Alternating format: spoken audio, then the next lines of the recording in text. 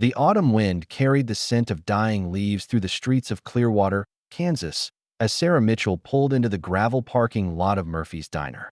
At 34, Sarah had built her reputation as an investigative journalist by following stories others abandoned. But the email she'd received 3 weeks ago haunted her. Holy Cross Academy. 251 students disappeared over 20 years. Nobody talks about it. Nobody remembers. Find the truth before they erase the rest of us. Inside the diner, an elderly waitress with tired eyes approached her table. Coffee, hon? The waitress asked, her name tag reading Dolores. Please. I'm Sarah Mitchell, a journalist investigating Holy Cross Academy. Did you know any students there? Dolores's face went pale, and she nearly dropped the coffee pot. Holy Cross. That place closed 15 years ago. I'm looking into missing students. According to my research, 251 students disappeared between 1985 and 2005. That's impossible. Dolores sat down heavily. I lived here my whole life. I would have remembered. Sarah spread out photocopies of missing person reports. Look at these names, dates, descriptions. All Holy Cross students. Dolores examined the papers with trembling hands. I remember some names, but they didn't disappear. They transferred schools, or their families moved. She stopped, confusion crossing her face. Wait, Tommy Brennan. His mother cried at the grocery store, saying he'd run away. But this says he was reported missing from Holy Cross. Can you think of anyone who might remember more clearly? Dr. Harold Kempner, school psychologist for 30 years. Retired 10 years ago, lives on Maple Street. But he's not been the same since retirement. People say he drinks heavy, talking about guilt and mistakes. What kind of mistakes? Margaret.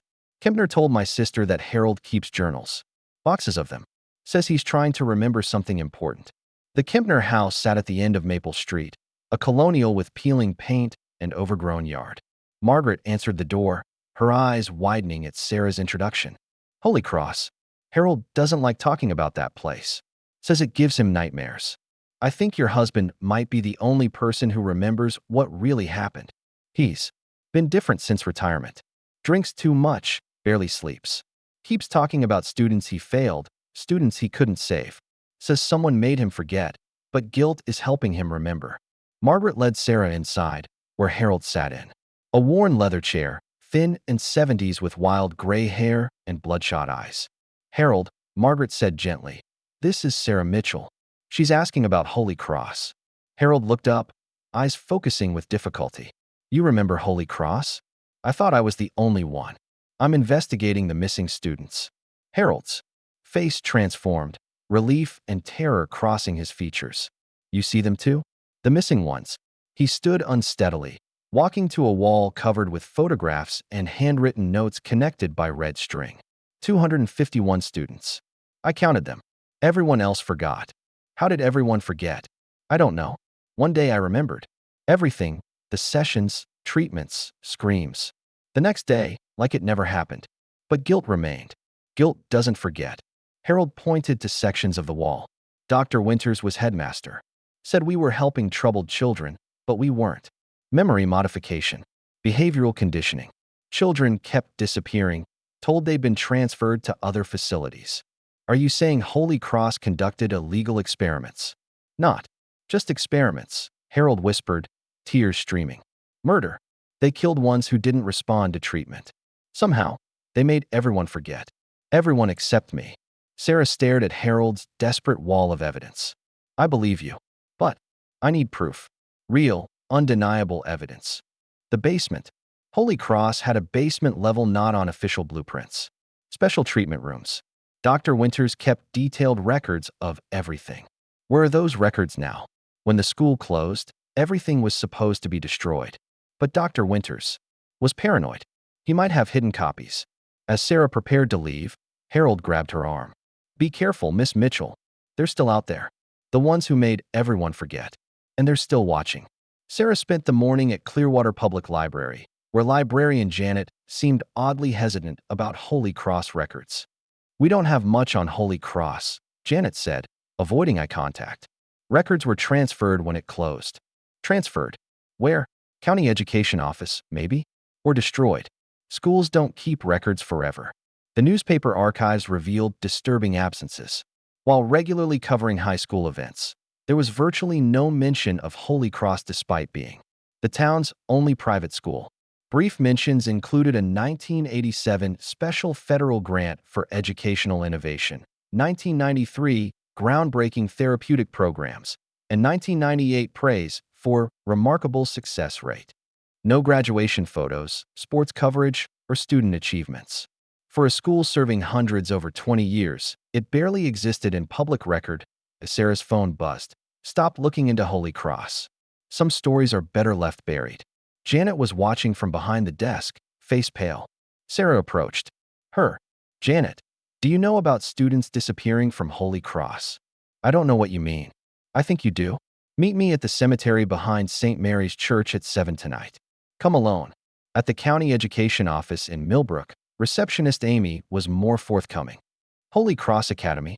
We have some records. Not much, though. Privately funded, so less reporting required. Amy pulled up files. Look at this. 1989, they reported 127 students. 1990, no report. 1991, 98 students. No reports until 1994, showing 156 students. Where did missing students go? Notes say transferred to other institutions. No record of which institutions or why so many transfers. Every few years, significant enrollment drops, reporting gaps, then new students. Like the school regularly cycled through its population. Do you have inspection reports? Strange. State education shows regular inspections, but I can't access reports. They're classified. Classified? Why would school inspections be classified? Two names appeared repeatedly. Dr. Marcus Winters as headmaster and clinical director, and Dr. Ellen Rodriguez as state education inspector for all evaluations. That evening, Janet waited by a weathered headstone, smoking with shaking hands. I've been thinking about your questions, Janet said. About missing students. I don't remember. None of us do, not really. But sometimes I have dreams about children crying, parents searching. I wake up feeling like I've forgotten something important. Janet took a long drag. My daughter Emma went to Holy Cross for senior year, 1999. She had problems, drugs, skipping school. We thought Holy Cross could help. What happened to Emma? She got better. Graduated with honors, college, successful lawyer. But different afterward. Quiet, distant. Like part of her was missing. Different how? She couldn't remember senior year. Not really. She'd say she remembered classes, teachers, but specific events or friends confused her. Never talked about Holy Cross. Ever. Where is Emma now? Chicago. Successful career, married, 2 kids. Still won't talk about Holy Cross. Gets upset if I mention it. Janet crushed her cigarette. After Emma graduated, I started having memory flashes. Not clear memories, just feelings. Terror about something, but couldn't remember what. Fear, panic. Like searching for something precious that was lost. Do you remember other Holy Cross families? The Hendersons. Son Marcus went in 1995, supposed to graduate 1997. One day they said he'd transferred to California. Hendersons moved away shortly after. 20 years here, successful business, then suddenly gone. Dr. Winters is still alive. Lives in Sunset Manor Retirement Community in Oakdale. People say he's not well. Dementia. As Sarah drove back, a dark sedan followed her.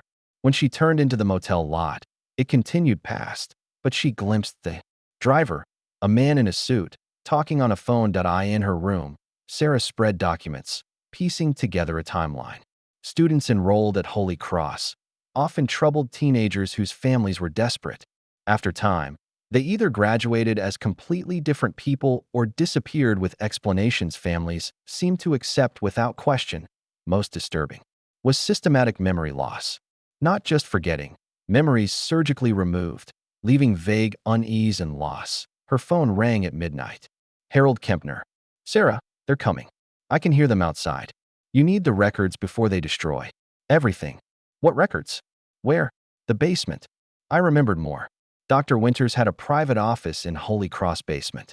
Duplicate records in a safe. If the building's still standing, records might be there. The line went dead. A slip of paper had been pushed under her door. Last warning. Leave Clearwater now, or join the missing. At 12:30 a.m., Sarah drove through empty streets to the Kemner house. It was dark, but Harold's car remained. The unlocked door opened to chaos. Overturned furniture, Harold's evidence wall torn down, papers scattered. Harold sat on the study floor, blood trickling from his forehead. Margaret beside him, eyes wide with terror. What happened? 3 men in suits, Harold whispered. Took most journals, but I hid some. They wanted to know what I told you. Said you have 24 hours to leave town. We need to call police. No, police are part of it.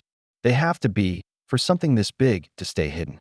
Harold led her to the basement, moving aside Christmas decorations to reveal a hidden safe. I kept copies of everything I could remember. Patient files, treatment records, correspondence. Most importantly, this. He handed her a leather journal. Daily. Log from 1998 to 2002. I hid it when they made me forget. Reading it helped me remember. Sarah read Harold's handwriting. March 15, 1999. Tommy Brennan hasn't responded to memory modification procedures. Dr. Winters recommending permanent removal. I objected, but he reminded me of confidentiality agreements. God help me, I'm complicit. Memory modification procedures. What was being done? Dr. Winters claimed he was pioneering treatments for troubled youth. Said he could eliminate traumatic memories, reshape personality disorders, remove criminal tendencies. Parents told their children would be cured, but it was about control. Worse, children who responded became completely compliant, lost individuality, spirit. Perfect students, but not the same people. Ones who didn't respond were treatment failures. I suspected they were killed. Margaret appeared at the stairs. Harold, there's a car outside. Sitting there 10 minutes. A dark sedan across the street. We need to leave. Now. Holy Cross Academy. If they're watching here, they might not expect us to go directly to the source. They slipped through the back fence, reaching Sarah's rental car parked 2 blocks away. Harold directed them through back streets toward Holy Cross. Tell me about Dr. Winters. Brilliant, but completely without empathy. Viewed students as experimental subjects. Believed he was creating better society by eliminating undesirable traits. How did he get away with it? Money and connections. Federal funding for educational innovation. Private donors, wealthy. Families wanting problematic children fixed. Contacts in medical community supporting his research. They reached the outskirts where a weathered sign read, Holy Cross Academy, private school, authorized personnel only. Buildings visible through dead trees looked abandoned, but well-maintained. The main building is there, Harold pointed. Basement entrance around back. But if anyone's still using this place, they might have security. Sarah parked in trees a quarter-mile away. You both stay here. If I'm not back in 2 hours, drive to police outside Clearwater. I'm coming, Harold said firmly. You'll need me to find Dr. Winters' office. The basement entrance was a heavy steel door, surprisingly unlocked. Harold led through corridors carved into bedrock beneath the school. Basement level was Dr. Winters' domain. Treatment rooms, observation areas, private office. Most staff weren't allowed here. They passed doors marked Therapy Room A, Counseling Suite, Evaluation Center. But steel construction and heavy locks suggested containment rather than comfort. Here, Harold stopped at administrative office, producing a key. I kept this all these years. The office was a medical facility disguised as workspace. Walls lined with filing cabinets. Large safe in corner behind desk. Do you know the combination? Harold approached the safe, hands trembling. Dr. Winters was paranoid but arrogant. Used his birth date, July 15, 1943. The safe opened, revealing dozens of files, videotapes, medical records. Sarah photographed documents with her phone. My God, she whispered, reading Subject 247, Memory Reconstruction. Protocol. They were completely erasing children's personalities and rebuilding them. Harold picked up a tape labeled Demonstration, Personality Modification, Subject 198. We need everything. These records prove illegal human experimentation. Sarah found a file that chilled her blood. Project Tabula Rasa, Community Memory Management. Harold, look. They weren't just experimenting on students. They tested memory modification on the entire town. The file contained plans for environmental memory adjustment using aerosol-delivered compounds, and targeted electromagnetic frequency manipulation. Maps of Clearwater showing treatment zones and subject monitoring areas. They turned the entire town into a laboratory, Harold said in horror. That's why no one remembers missing students. They systematically erased memories of everyone who might ask questions. Suddenly, corridor lights flickered on. Footsteps approached, multiple people walking with purpose. "We need to go," Sarah whispered, grabbing files that a voice called from the corridor. "Dr. Kempner, we know you're in there. Please come out. We just want to talk." They were trapped in a basement office with one exit, blocked by the very people who had spent decades covering up Holy Cross Academy's truth. The door opened slowly, revealing a tall man in his 70s with silver hair and cold blue eyes. Despite his age, he carried himself with absolute authority. Two younger men in dark suits stood behind him. Dr. Harold Kempner, the older man, said with a slight smile, "It's been a long time. I'm disappointed you've broken our agreement." Harold stepped protectively in front of Sarah. "Dr. Marcus Winters, I presume." "Indeed. And you must be Miss Sarah Mitchell," the journalist asking. Inconvenient questions. Winters entered casually, as if he still owned the office. "I'm afraid your investigation ends here." Sarah held her phone behind her back, still recording. "Dr. Winters, I'm documenting everything. The files in your safe, evidence of human experimentation, systematic cover-up of 251 missing students." Winters laughed coldly. "Miss Mitchell, you misunderstand the situation. Those students aren't missing. They're exactly where they're supposed to be." "Where is that?" "Some live productive lives with reconstructed personalities. Others serve in various capacities within our organization. Some proved incompatible with procedures and had to be discontinued." Harold's face went pale. "You're admitting to murder. I'm admitting to scientific advancement. Do you know what we accomplished? We developed ability to eliminate criminal tendencies, cure mental illness, create perfectly compliant citizens. We solved problems plaguing humanity for millennia." Sarah stepped forward. "By torturing and killing children. By perfecting them. Every great breakthrough requires sacrifice. Students who came to Holy Cross were already broken, addicts, criminals, mentally ill. We gave them opportunity to become something better." One suited man whispered to Winters, who nodded. "Miss Mitchell, you have two choices. Accept our offer to undergo memory modification. A simple procedure removing your interest in this story, leaving pleasant memories of a failed investigation. Or join students who weren't suitable for modification. You're offering to brainwash me or kill me. I'm offering you a chance to forget Holy Cross Academy and return to normal life. Far more generous than you deserve." Sarah noticed Harold quietly moving toward a second door. "What makes you think you can get away with this?" "I've already sent copies to my editor." Winters smiled. "We've been managing information for 20 years. Your editor will receive convincing explanation for your disappearance, along with evidence. You were mentally unstable and prone to conspiracy theories. The memory modification process on the town. How does it work? Fascinating technology.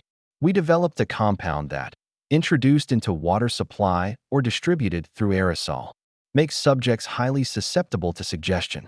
Combined with targeted electromagnetic frequencies, we can implant new memories, suppress existing ones, or create selective amnesia." Harold reached the second door, quietly trying the handle. "That's how you made everyone forget missing students." "Exactly. Parents who lost children received new memories of children moving away or dying in accidents. Neighbors who might ask questions forgot they existed." Remarkably effective. Sarah needed to keep Winters talking. But Dr. Kempner remembered. Why didn't it work on him? Harold was always problematic. Natural resistance to compounds, and guilt made him difficult to modify. We tried several times, but he kept breaking through. Eventually, safer to let him live with partial memories and watch carefully. Until now. Until now. "Harold, step away from that door. There's nowhere to go." Harold turned to face them. "Actually, there is. This door leads to old tunnel system connecting to town storm drains. I helped design the basement level." Before anyone could react, Harold yanked the door open and pushed Sarah through. "Run," he shouted, following into a narrow rock tunnel. Behind them, Winters barked orders. "Seal the tunnels. Don't let them reach the surface." The tunnel was barely wide enough for one person, lit by flickering emergency lighting. Sarah heard pursuers behind, but narrowness made multiple people move slowly. Where does this lead? Several exits, but they'll know all of them. We need to reach surface they don't expect. They reached a junction branching 3 directions. Harold chose left, angling upward. Should come out near old maintenance building behind school. Electronic sounds, radios, or phones suggested pursuers were coordinating search. The tunnel grew narrower, but finally they saw a grate above with faint light. Harold pushed against the grate, which opened with a rusty screech. They emerged into a concrete building filled with old maintenance equipment. Through dirty windows, they saw the main school building 50 yards away. We need to get to the car. They'll be watching. We need another way out of town. Sarah's phone had no signal. They're probably jamming communications. Harold looked around. There's an old service road behind the school. Connects to State Highway 2 miles north. They slipped out using shadows and dead trees for cover. Overcast night helped conceal movement, but Sarah saw flashlights moving around school grounds. Vehicle sounds approached from the main entrance. They're bringing reinforcements. Harold stopped suddenly. Wait, Margaret is still in your car. They'll find her. Margaret's terrified scream echoed from where they'd left the car. No, Harold whispered, face crumbling. They have her. Harold, listen. Margaret's capture means they know where we parked. They'll search this entire area. We move now, or her sacrifice is meaningless. Harold nodded, tears streaming, but expression hardened with resolve. The service road. Our only chance. They moved quickly through undergrowth, avoiding main paths. Flashlight beams searched methodically, and distant dogs barked. Tracking dogs. They're not taking chances. Reaching the service road, barely 2 tire tracks through grass, Harold pointed north. Highway is 2 miles, but it's open ground. If they have vehicles, they'll spot us. Behind them, multiple vehicles with searchlights positioned around the perimeter. We don't have a choice. They jogged along the service road, staying low. After a mile, engine rumbles behind them. Headlights appeared, moving fast. Off the road, Harold commanded. They dove into a drainage ditch as 2 black SUVs roared past. They're heading for the highway. They're cutting off our escape route. Harold was breathing heavily, stress taking its toll. There's a farmhouse half a mile east. The Hendersons' old place. Empty since they left, but might be an old truck. They cut across open farmland, keeping low. The Henderson farmhouse appeared as a dark silhouette, 2-story structure with barn and outbuildings. Front door locked, but Harold found an unlocked side window. Interior smelled of dust and abandonment, but clearly left furnished, as if the family simply walked away. On the mantelpiece, Sarah found photographs. The Hendersons with son Marcus. But in half the photos, Marcus looks completely different. Different expression, posture, even clothing style. Harold examined photos. Before and after. These show Marcus before and after treatment at Holy Cross. Look at his eyes in later photos, completely vacant. They found pickup truck keys in the kitchen drawer, but the engine wouldn't start. Battery's dead. We need another way. From upstairs, Sarah saw headlights on the main road, pursuers still searching. Harold, even if we escape tonight, how do we expose this? They have power to erase memories, falsify records, eliminate threats. I've been thinking. Dr. Winters mentioned some successful students are still alive, living normal lives with modified personalities. If we could find them, somehow trigger their original memories, how? In my journal, I noted some. Patients showed memory recovery when exposed to specific triggers, smells, sounds, familiar faces. Memory modification wasn't perfect. Sarah's phone suddenly got signal, buzzing with missed calls. One caught her attention, Chicago area code. Harold, Janet's daughter Emma lives in Chicago. Yes, what? Sarah showed him the message. Ms. Mitchell, this is Emma Walsh.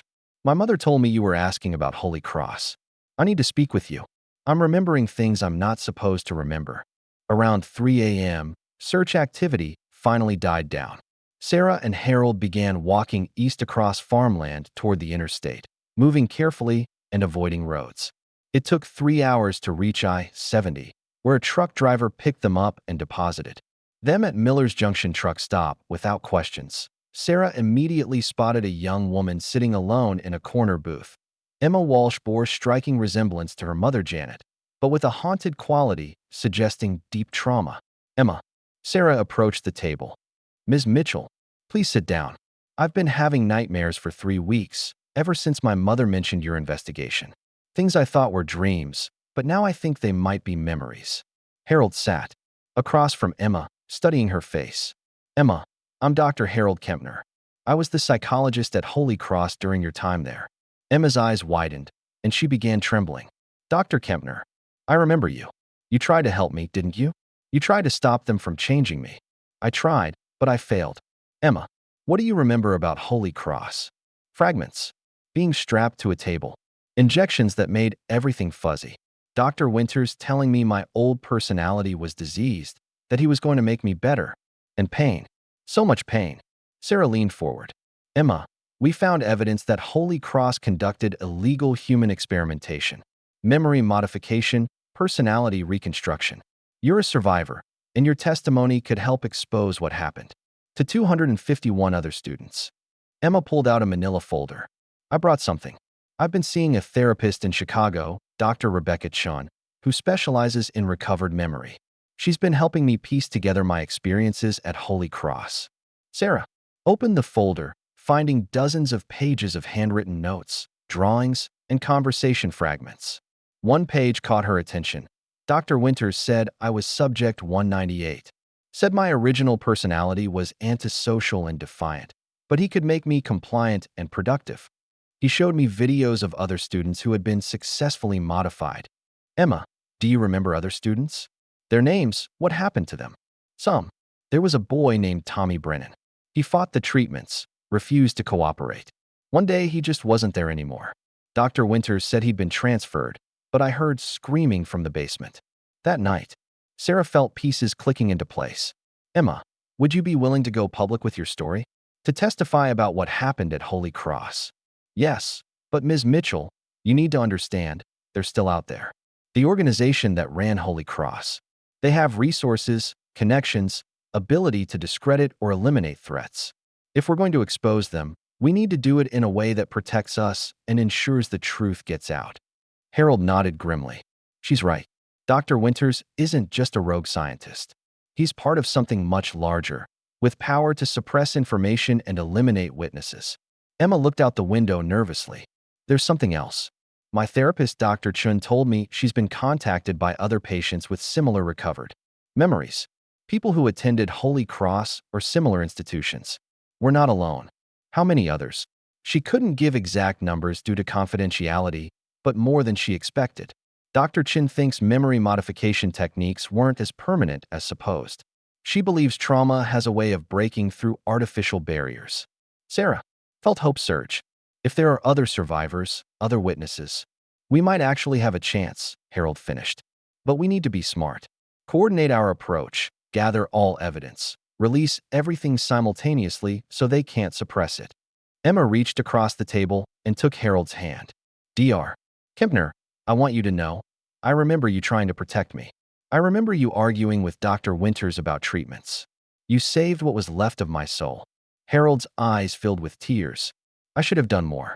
Should have stopped it entirely. You did what you could in an impossible situation.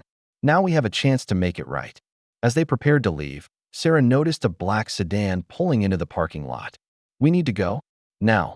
Emma led them to her silver Honda Civic parked behind the truck stop. As they drove away, Sarah watched the sedan, but it didn't follow. Where are we going? Chicago.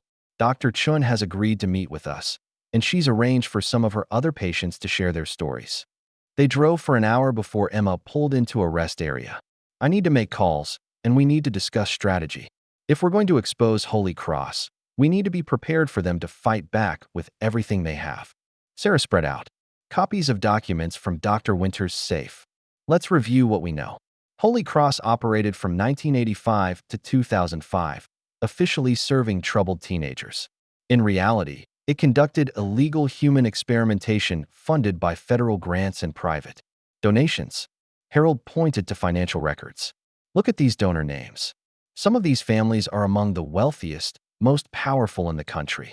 Politicians, industrialists, technology executives. They were paying Holy Cross to fix their problematic children. Emma studied the list. And when children were successfully modified, they went back to families as compliant, obedient offspring. When modification failed, they were murdered, Sarah finished. And the entire community was subjected to memory modification to prevent questions. Harold found a map in Emma's glove compartment. The compound used for community-wide memory modification was distributed through water supply and atmospheric release. But look at this coverage area. It extends far beyond Clearwater. Sarah examined the map showing treatment zones covering several counties. They were testing techniques on a much larger population than one town, which means there could be survivors and witnesses across a much wider area, Emma realized. People who might be starting to remember, just like I am. Sarah's phone rang. Her editor, James. Thank God. Sarah, where the hell are you? I've been getting calls from federal agents asking about your whereabouts. They claim you're interfering with an ongoing national security investigation. James, don't believe them. I'm investigating a massive cover-up involving murder of over 250 children and illegal human experimentation. I have documents, witnesses, proof. Sarah, I need you to come back immediately. These people are serious, threatening the newspaper with federal intervention if we don't cooperate. Sarah looked at Harold and Emma. James, I can't come back yet, but I'm going to send you everything I have. If something happens to me, you need to publish it all. Please be careful. Whatever you've stumbled into, it's bigger than you realize. I've been researching based on your initial report, and I've found connections to other incidents across the country. Similar patterns of missing children, memory loss, cover-ups. What kind of connections? Boarding schools, therapeutic communities, wilderness programs for troubled youth. All with similar characteristics: federal funding, wealthy donors, unusually high rates of student transfers or disappearances. Harold leaned closer. Mr. Torres, this is Dr. Harold Kempner. I worked at Holy Cross Academy. What Sarah discovered is just one facility in a much larger network. Dr. Kempner, how many facilities are we talking about? I don't know for certain, but based on conferences and meetings I attended, I suspect at least a dozen similar programs operating simultaneously across the United States. Emma pulled out her phone. Dr. Chin mentioned some of her other patients. Attended different schools, but with remarkably similar experiences. She's been documenting patterns. Sarah felt the investigation's scope expanding beyond anything she'd imagined. James, we're dealing with a national conspiracy involving child murder, human experimentation, systematic cover-ups. I need you to start researching these other facilities. After hanging up, they sat in silence. Finally, Emma spoke. There's something I haven't told you. When I was at Holy Cross, during one of the procedures, I overheard Dr. Winters talking to someone on the phone. He mentioned something called Project Tabula Rasa and said it was moving into Phase 3. Harold's face went pale. Phase 3. In documents we found, Phase 1 was individual memory modification. Phase 2 was community-wide testing. If there's a Phase 3, national implementation, Sarah realized, they're planning to use these techniques on a massive scale. As they drove toward Chicago, Sarah began receiving threatening text messages, but also one different message. Ms. Mitchell, this is Dr. Rebecca Chun. Emma told me about your investigation. I have 7 patients now who are recovering. Memories of similar experiences at different facilities. We need to meet immediately. Dr. Rebecca Chin's office was in a downtown Chicago medical building. She was a woman in her 40s with kind eyes and professional competence, but Sarah could see the strain of recent weeks in her expression. Thank you for coming, Dr. Chun said, leading them to a conference room. I've been documenting recovered memories for several years, but until recently, I thought I was dealing with isolated cases of childhood trauma. Now I realize I've been treating survivors of a coordinated program of abuse. 6 other people waited in the conference room, 3 men and 3 women, ranging from late 20s to early 40s. Dr. Chin introduced them by first names only. Everyone here has recovered memories of attending residential facilities for troubled youth between 1985 and 2005, Dr. Chin explained. Different names, different states, but remarkably similar experiences. David spoke first. I attended Sunrise Academy in Colorado from 1997 to 1999. I thought I remembered having a good experience, graduating and going to college. But over the past year, I've been having nightmares about being strapped to tables, receiving injections, watching other students disappear. Lisa added, Mountain View School in Montana, 1991 to 1993. Same story. I thought I'd had a transformative experience, but I'm starting to remember the real horror. Harold pulled out his journal. The techniques were clearly standardized across multiple facilities. Each of you is describing the same memory modification protocols we used at Holy Cross.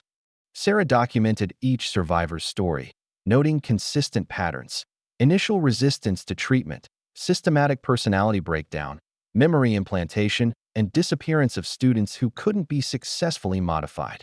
Dr. Chun, based on your professional opinion, how many children do you think were victimized? Conservative estimate? Based on the number of facilities and program duration, we're looking at thousands of victims, possibly tens of thousands. The room fell silent as the conspiracy's magnitude became clear. Emma broke the silence. What do we do now? We have evidence, witnesses, documentation. But we're up against people with unlimited resources and ability to erase memories, falsify records, eliminate threats. Dr. Chin leaned forward. I've been thinking about that. We need to go public simultaneously, in a coordinated manner that makes it impossible to suppress. Multiple media outlets, social media, congressional representatives, international human rights organizations. And we need to do it soon, Sarah added. They know we have evidence, and they're actively trying to stop us. Harold looked around the room. There's something else to consider.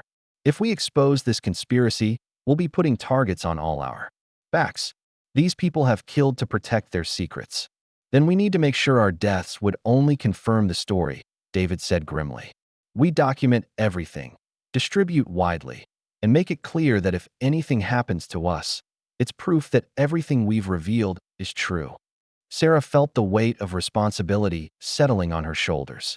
She'd started expecting to uncover a local scandal, but now held evidence of one of the largest human rights violations in American history. All right, she said, pulling out her laptop. Let's start writing. We have 12 hours to document everything and distribute it before they find us again. The group worked through the night, compiling testimonies, organizing evidence, preparing multiple copies for simultaneous release. Sarah contacted trusted journalists at major newspapers, television networks, and online publications, sending encrypted files and establishing protocols for coordinated publication. At 4 a.m., Emma received a frantic call from her mother in Clearwater.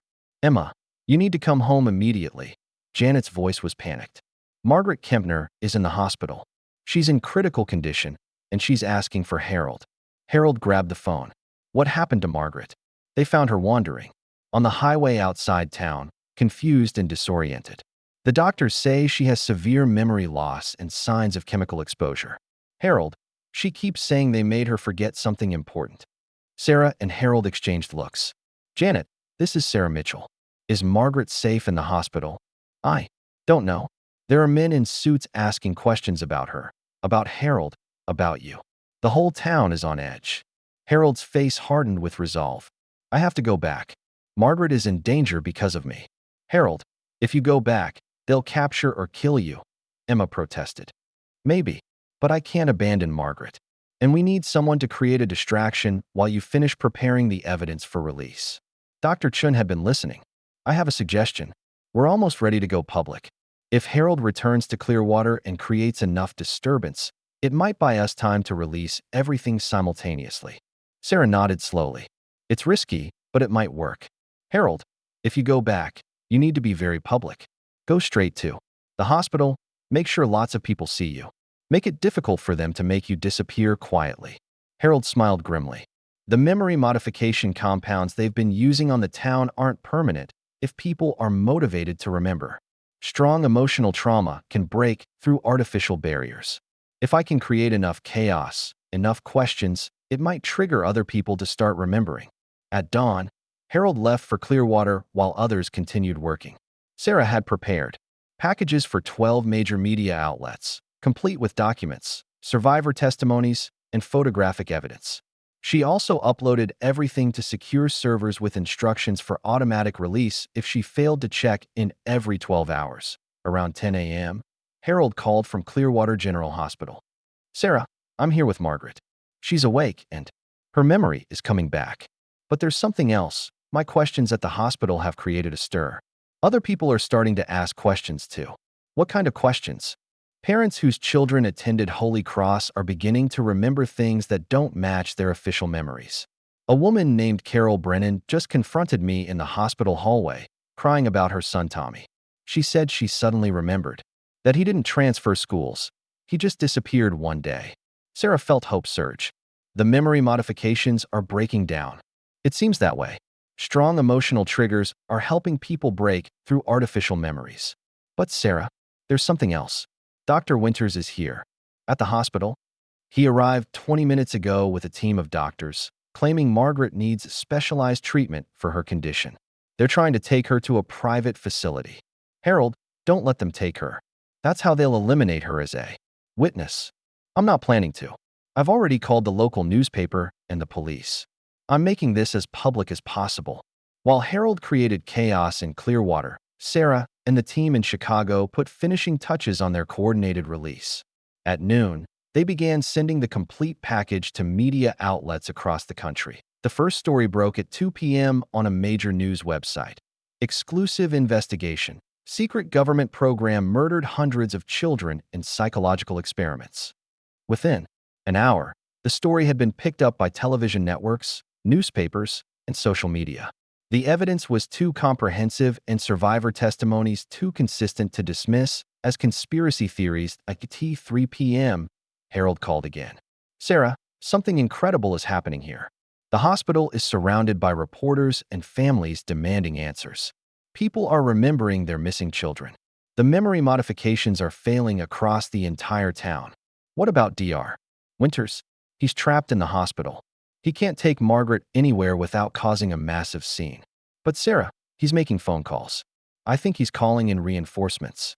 Harold, you need to get out of there. Not yet. Margaret is still in danger, and these families deserve answers. I'm going to hold a press conference in the hospital lobby at 4 p.m. I'm going to tell them everything. At 4 p.m., Sarah watched Harold's press conference on live television. He stood in the crowded hospital lobby, surrounded by reporters, families, and townspeople. His voice was steady as he revealed the truth about Holy Cross Academy, Project Tabula Rasa, and the systematic murder and memory modification of hundreds of children. Dr. Winters is in this building right now, Harold announced. He's the architect of these crimes, and he's trying to eliminate the last witnesses. I call on law enforcement to arrest him immediately. The camera panned across the crowd, showing faces of parents clearly remembering their lost children for the first time in years.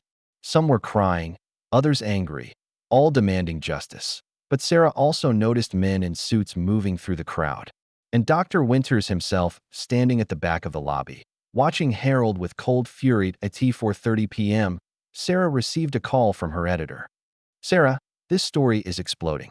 We've got confirmation from federal sources that there's an active investigation into these facilities. But we're also getting pressure from very high levels to suppress the story. Don't you dare suppress anything, James.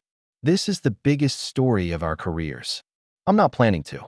But Sarah, you need to know, there are federal agents on their way to Dr. Chen's office.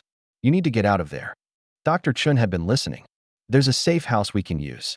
It's run by an organization that protects whistleblowers and witnesses. As they quickly gathered materials and prepared to leave, Sarah's phone rang one more time. It was Harold. Sarah, they've arrested Dr. Winters. The FBI just took him into custody. 6 months after the Holy Cross Academy story broke, Sarah stood in a federal courthouse in Washington, D.C., watching as the last conspirator was sentenced to life in prison. The investigation had expanded beyond her original scope, ultimately exposing a network of 12 facilities across 8 states, involving dozens of corrupt officials and resulting in over 400 confirmed murders. Dr. Marcus Winters had been the first to break under interrogation, providing details about the entire operation in exchange for avoiding the death penalty. His testimony led to arrests across multiple government agencies, private foundations, and wealthy families who had funded the program. The courtroom was packed with survivors and family members of victims. Emma Walsh sat in the front row, having become the unofficial spokesperson for the survivors group. Harold Kempner was beside her, looking older but more at peace than Sarah had seen him since their first meeting. Has the jury reached a verdict in the case of United States versus Director James Morrison? The judge asked. Morrison had been the CIA official who oversaw Project Tabula Rasa from its inception. His arrest had sent shockwaves through the intelligence community and led to congressional hearings about illegal human experimentation. We have, Your Honor, on all counts of conspiracy to commit murder, we find the defendant guilty. Sarah felt satisfaction as Morrison's face crumpled. He had been the architect of the memory modification program, the man who had turned techniques designed for national security into tools for silencing witnesses and covering up crimes. After the verdict, Sarah met with Emma and Harold outside the courthouse. It's finally over, Emma said, tears in her eyes. All of them are going to prison for the rest of their lives. Harold nodded thoughtfully. The legal proceedings are over, but our work isn't finished. There are still survivors who don't know what happened to them, families who haven't recovered their memories. We need to make sure something like this never happens again. Sarah had been thinking about the same issues. Over the past 6 months, she had received hundreds of messages from people who suspected they might be survivors of similar programs. Dr. Chin's organization had grown into a national network providing support and memory recovery therapy. I've been working on a book about the entire investigation, Sarah said. But more importantly, I'm working with congressional leaders to establish oversight mechanisms to prevent future abuses. The federal investigation had revealed that Project Tabula Rasa was just one of several illegal programs conducted under the guise of national security research. The hearings had led to new laws requiring congressional oversight of all research involving human subjects. Emma pulled out her phone to show them a video. I wanted you both to see this. It's a message from Carol Brennan.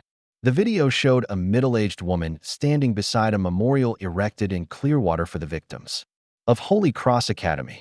My name is Carol Brennan, and my son Tommy was murdered at Holy Cross Academy in 1999. For 20 years, I believed he had transferred to another school. Now I remember the truth. He was killed because he refused to submit to psychological experimentation.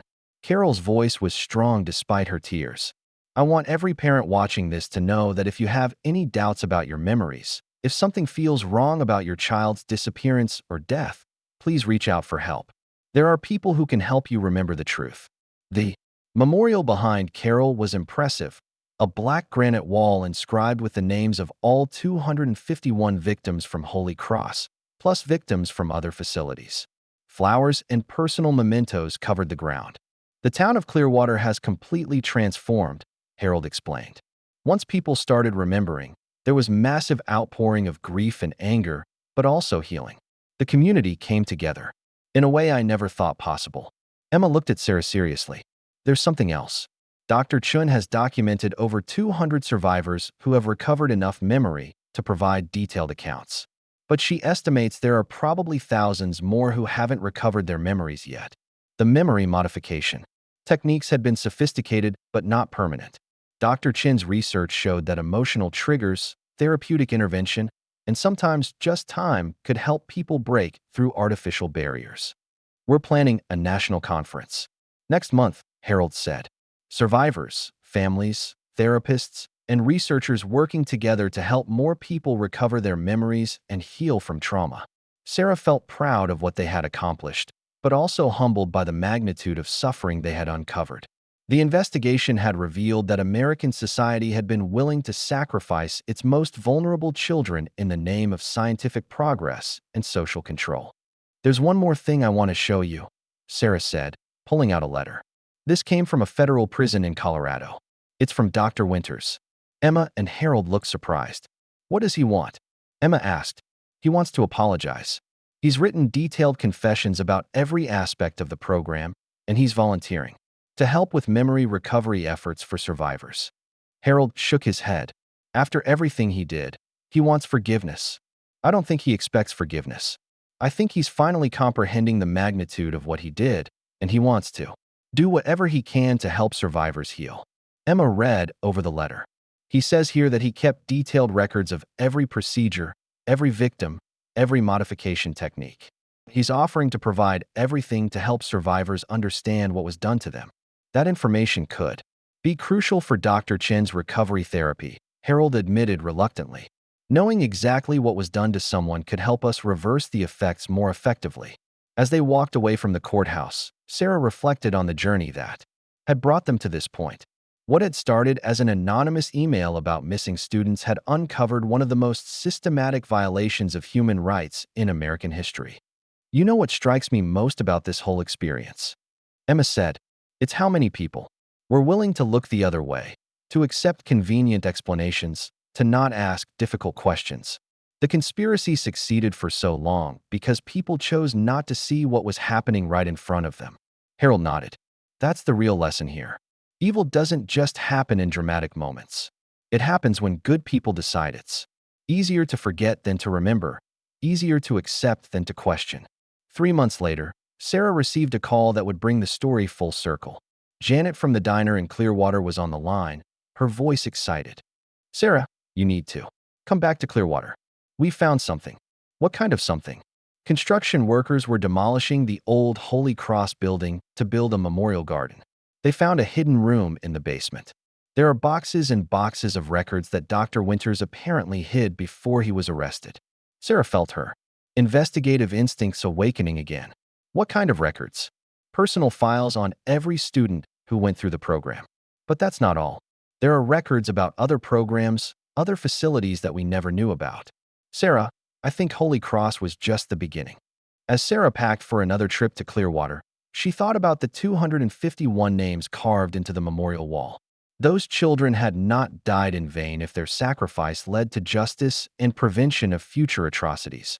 The investigation had taught Sarah that the truth has a way of surfacing, no matter how deeply it's buried. Memories can be suppressed, records can be falsified, and witnesses can be eliminated. But the human spirit's drive for justice and truth is ultimately unstoppable. Holy Cross Academy was gone, its administrators were in prison, and its victims were finally remembered.